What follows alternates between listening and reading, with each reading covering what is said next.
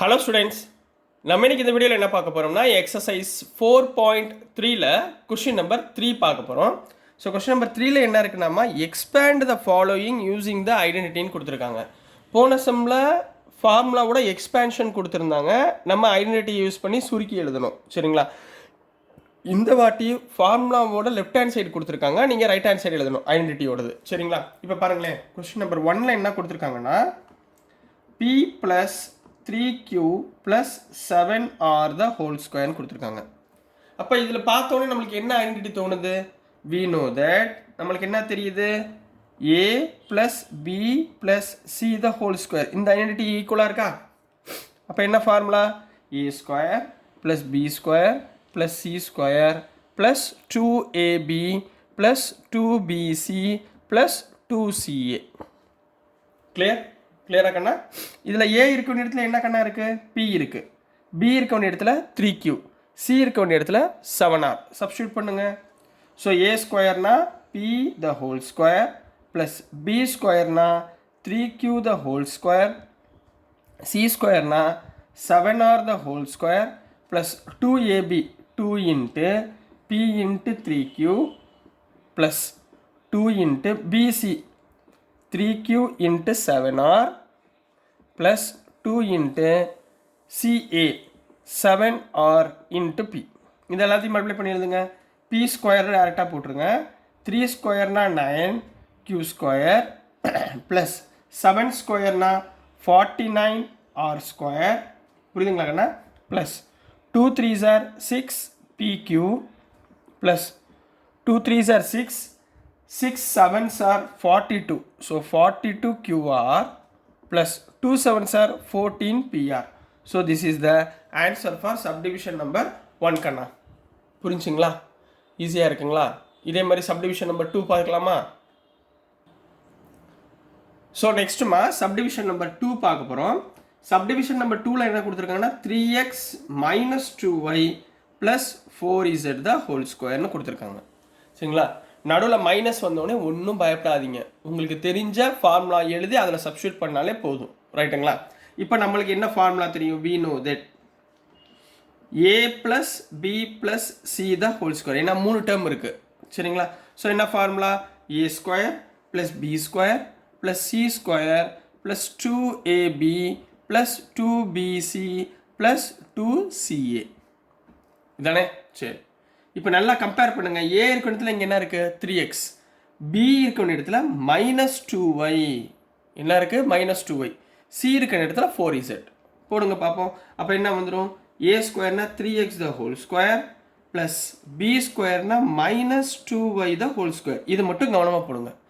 Negative term இருந்தால் negative term மட்டும் உள்ளே சேர்த்துக்கோங்க. ரைட்டுங்களா?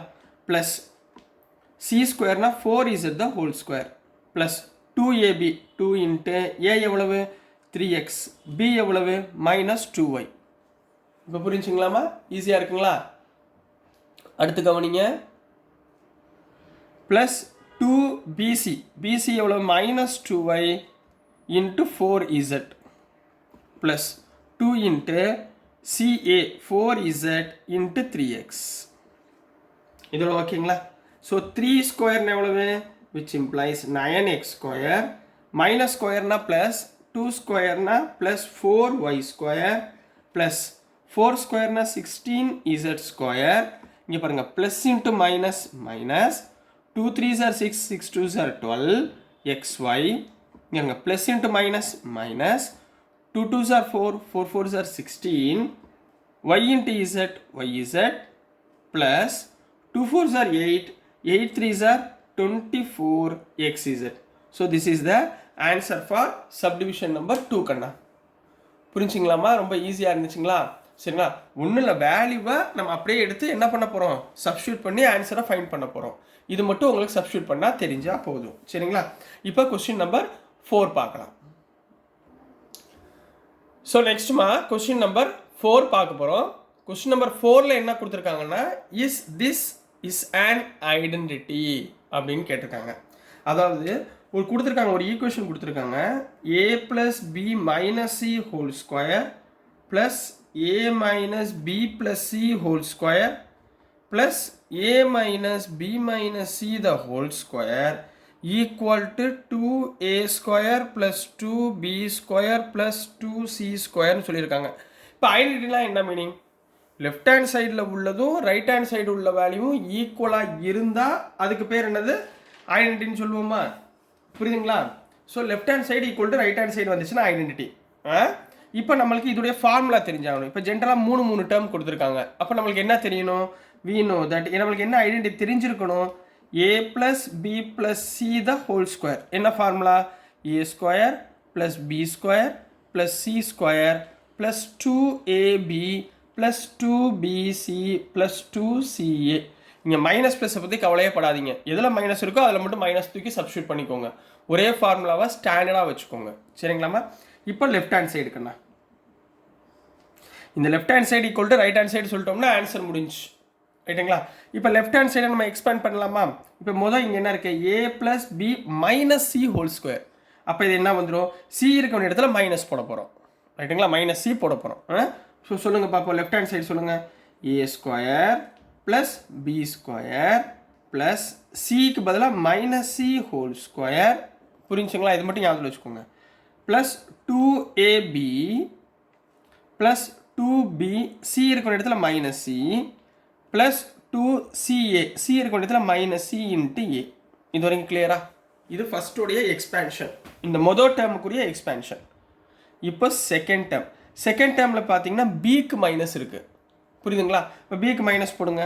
ப்ளஸ் நான் இதோட சேர்த்து எழுதிடுறேன். ஏ ஸ்கொயர் ப்ளஸ் பிக்கு மைனஸ் போடுங்க. Minus B the whole square plus சிக்கு ப்ளஸ் தான் இருக்குது. So C square plus 2a பிக்கு பதிலாக மைனஸ் பி ப்ளஸ் 2 பிக்கு பதிலாக minus B into C plus 2 into C A. இது ஓகேவா? அடுத்து மூணாவது பிக்கும் மைனஸ் இருக்குது, சிக்கும் மைனஸ் இருக்குது. ஸோ போடுங்க. ஏ ஸ்கொயர் ப்ளஸ் போட்டுக்கோங்க. ஏ ஸ்கொயர் ப்ளஸ் பிக்கு மைனஸ் சிக்கு minus minus B whole square plus minus C whole square plus 2a minus B plus 2 minus B minus C plus 2 into minus C into A. ஏன்னா பிக்கு சிக்கு தான் minus இருக்குது. இப்போ உள்ள சிம்ப்ளை பண்ணலாமா? அப்போ என்ன வந்துடும்? இதை எக்ஸ்பிளைன் பண்ணுங்கள்.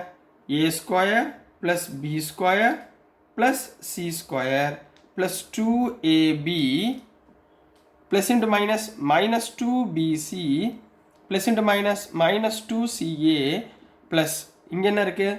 A square plus B square plus C square. உங்களுக்கு ஃபிங்கர் வச்சுட்டே வரேன். Plus into minus minus 2ab plus into minus minus 2bc plus 2ca.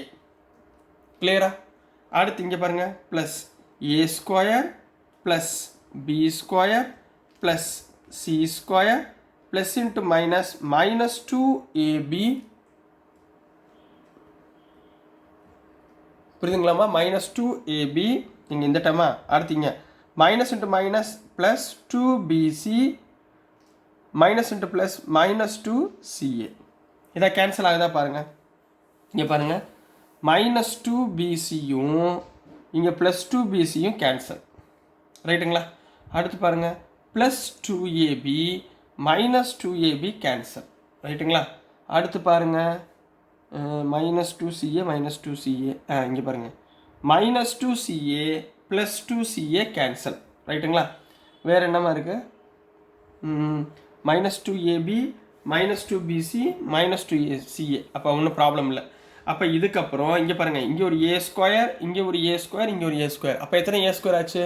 3a square. therefore 3a square b square b square b square plus 3b square c square c square c square plus 3c square remaining minus 2ab minus 2bc minus 2ca நான் ஏசின்னு போட்டுக்கிறேன்.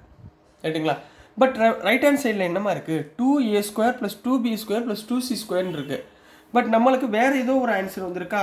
அப்போ here எப்படி எடுத்து எழுதணும்னு சொல்கிறேன், கவனிச்சுக்கோங்க. Here LHS is not equal to RHS. அதாவது left hand சைடும் ரைட் ஹேண்ட் சைடும் ஈக்குவலாக இல்லை. ஸோ என்ன எழுதுவீங்க? This is not and identity.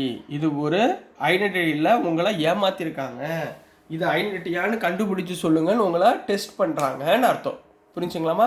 ரொம்ப ரொம்ப இம்பார்ட்டன்ட் சம்மு. எல்லா சம்மே ஐடென்டிட்டியாக இருக்க வேண்டிய அவசியம் இல்லை. சரிங்களா கண்ணா? ஸோ டியர் ஸ்டூடெண்ட்ஸ், நான் அனுப்புகிற வீடியோஸ் உங்களுக்கு புரிஞ்சிருக்கும்னு நம்புகிறேன். புரிஞ்சிருந்துச்சுன்னா, பிடிச்சிருந்துச்சுன்னா மறந்துடாமல் லைக் பண்ணுங்கள், ஷேர் பண்ணுங்கள், மறக்காமல் சப்ஸ்கிரைப் பண்ணி சப்போர்ட் பண்ணுங்கள் ஸ்டூடெண்ட்ஸ். தேங்க்யூ.